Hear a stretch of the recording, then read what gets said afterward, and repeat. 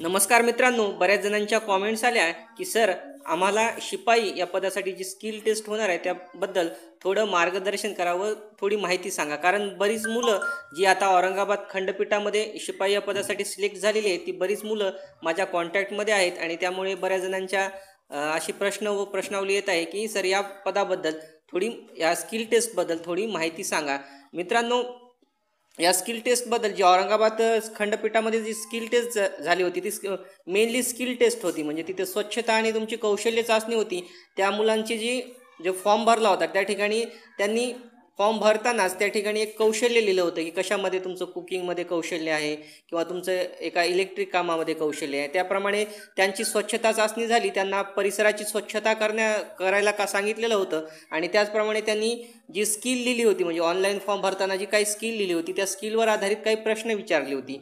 काय एखाद्याने कुकिंगची स्किल लिहिली असेल तर त्याबद्दल प्रश्न विचारली गेली, कोणी इलेक्ट्रिशियन अशी स्किल लिहिली असेल तर त्याला त्याबद्दलची प्रश्न विचारली गेली. म्हणजे त्या ठिकाणी जास्त स्किलला महत्त्व देण्यात आलं. पण ही आपली जी ही चाचणी आहे ती स्वच्छता आणि क्रियाशीलता चाचणी आहे. तर या ठिकाणी बऱ्याच जणांशी मी संपर्क केला, तिथे मुलं जी सिलेक्ट झाली त्यांच्याशी पण संपर्क केला आणि साधारण अशी माहिती मिळाली की ह्याच्यामध्ये एक तर आपल्याला आपली चपळाई तपासली जाईल, म्हणजे आपली क्रियाशीलता, आपलं चालणं धावणं या गोष्टी, त्याचप्रमाणे आपली जी शारीरिक प्रकृती आहे, आपला सदृढपणा आहे तो तपासला जाईल आणि साधारणतः आपल्याला धावायला सांगितलं जाईल किंवा चालायला सांगितलं जाईल, जोरात चालायला सांगितलं जाईल किंवा एखादं वजन उचलायला सांगितलं जाईल किंवा वजन उचलून ठराविक अंतर एका ठराविक कालामध्ये पार करायला सांगितलं जाईल.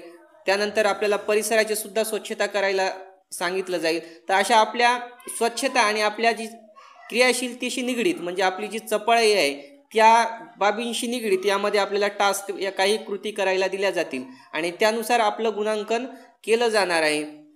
त्यामुळे जी औरंगाबाद खंडपीठामधली जी परीक्षा होती तिच्यामध्ये आणि हिच्यामध्ये बराच काही फरक आहे. कारण ती कौशल्य चाचणी होती आणि ही एक क्रियाशीलता आणि स्वच्छता चाचणी आहे.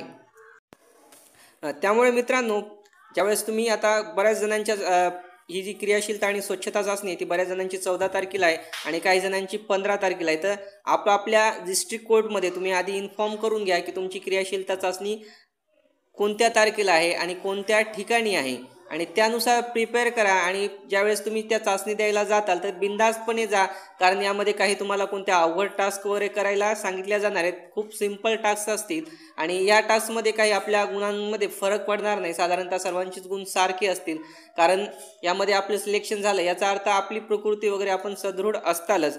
त्याचप्रमाणे ज्याप्रमाणे मी टायपिंग व स्किल टेस्टसाठी आपल्याला काही सूचना दिल्या होत्या की आपलं जे हॉल तिकीट आहे, आपलं जे लेखी परीक्षेचं हॉल तिकीट आहे ते सांभाळून ठेवा, कारण त्याची गरज आपल्याला पडणार आहे. आणि आपला ID लागेल, एक पॅन कार्ड किंवा आधार कार्ड जो काय असेल तो इथे सुद्धा आहे. शिपाई पदांची जी क्रियाशीलता व स्वच्छता चाचणी आहे या ठिकाणी सुद्धा आपल्याला त्या हॉल तिकीट आणि आपल्याजवळच्या ID ची गरज पडणार आहे. त्यामुळे आपल्याजवळ परीक्षेला जाताना तो ID आणि तुमचं जे हॉल तिकीट आहे ते तुम्ही सोबत घेऊन जा. त्याचप्रमाणे बऱ्याच जणांचा प्रश्न येत आहे की सर आम्ही कोणता ड्रेस घालून जावा वगैरे.